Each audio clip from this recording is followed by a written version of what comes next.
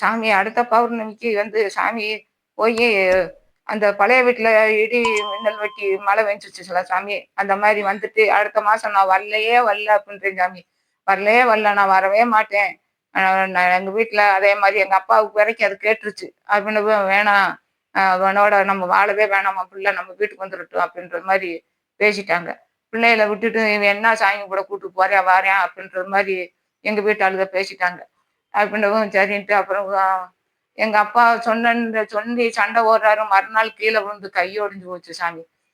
ஏன் நீ வேணாம்ட்டு சொன்ன, நீ வேணாம், என் மகன் இங்க இருக்கட்டும், நீ வேணாம்டா, எப்ப எங்கெங்க கூட்டு போற அப்படின்ட்டாங்க. அப்படின்றவும் சரின்ட்டு அப்புறம் சாமி சொன்னாரு. அடுத்த பௌர்ணமிக்கு போயிருக்கேன் சாமி. அடுத்த பௌர்ணமிக்கு போயிருக்கும் போது சாமி என்ன சொல்றாரு, சாமி அப்பர் சுந்தர் மாணிக்க வாச சம்பந்தரை பாத்தியா அப்படின்னு கேட்டாரு. அப்பர் சுந்தர் மாணிக்க வாச உனக்கு தெரியுமா அப்படின்னாரு. அப்பர் சுந்தர் மாணிக்க வாச சம்பந்தர் நான் படிச்சிருக்கேன் சாமி. தமிழ் புக்குல சரித்திர புக்குல படிச்சிருக்கேன் சாமி அப்படின்னு சொல்றேன். படிச்சியா அப்படின்னா, ஆமா சாமி அப்படின்னு சொன்னாப்புல. அப்பவும் அவங்க ஒவ்வொன்றுக்கும் திருக்குறள் பாடல் நல்லா இருக்குமா அப்படின்றாரு. நல்லா இருக்கும் சாமி, அவர் உங்க பாடுனது நல்லா இருக்கும் சாமி. அப்பர் சுந்தர் மாணிக்க வாசக பாட்டே ஒரு அழகு சாமி அப்படின்ற மாதிரி, கண்ணப்பன் கொடுத்தது மாதிரி அவர் நல்லா பாடுவார் சாமி அப்படின்ற மாதிரி சொன்னேன். அப்ப சொல்லும் போது, சாமி நான் படிக்கிற பாட்டு உனக்கு நல்லா இல்லையா அப்படின்றாரு. நீங்க தான் தொட்டால் பூ மலரும் தொடாமல் நான் வளர்ந்தேன் அப்படின்னு என்னென்னமோ பாட்டு படிச்சுக்கிட்டீங்கல்ல சாமி. நீங்க தான் டெய்லி ஒரு பாட்டு வாரணிக்கெல்லாம் படிச்சுக்கிட்டே இருக்கீங்க. நாங்க அதை போய் கணக்கு வைக்க முடியுமா அப்படின்ற மாதிரி இருந்தேன். அதெல்லாம் ஒரு கணக்கோட படிக்கிறேன் சாமி, அதை பத்தி உனக்கு என்ன தெரியும் அப்படின்னு கூப்பிட்டு பேசினாரு. அது தெரியுமா உனக்கு அப்படின்றாரு. காக்காக்கு முள்ளு குத்துனா அது ஒண்ணும் தெரியாது, மனுஷனுக்கு முள்ளு குத்துனா என்ன செய்யும் அப்படின்ற மாதிரி.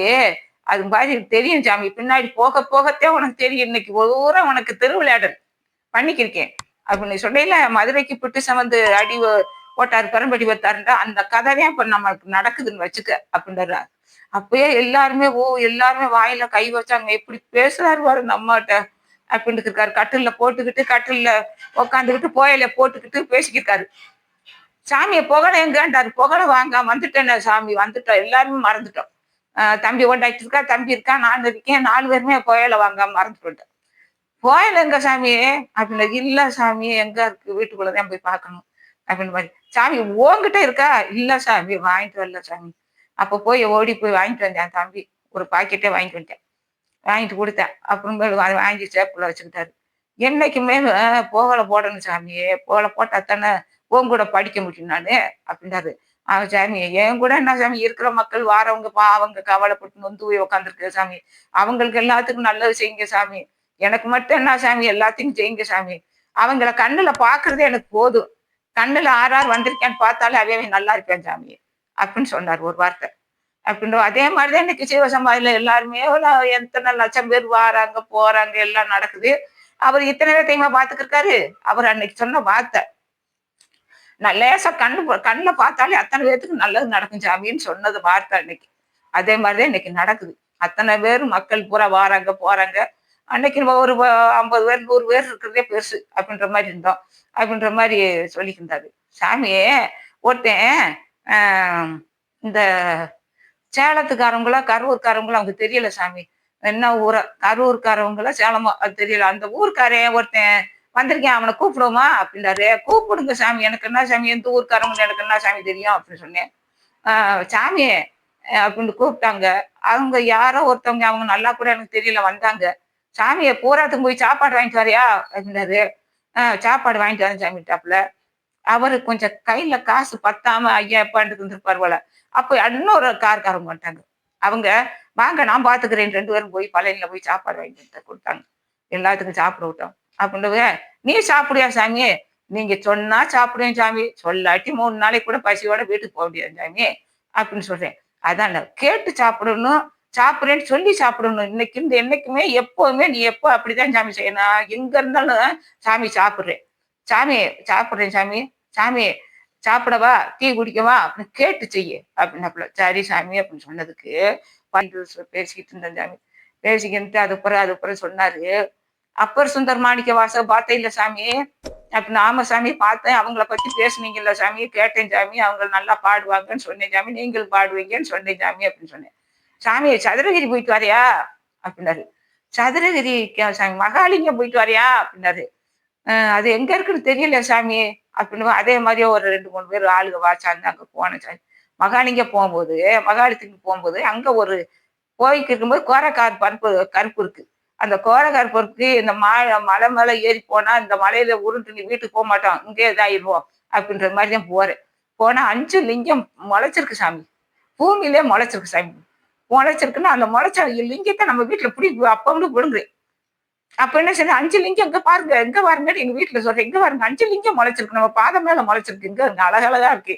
நம்ம புடுங்குவோமா, புடுங்கி கொண்டு போமா அப்படின்றாப்புல.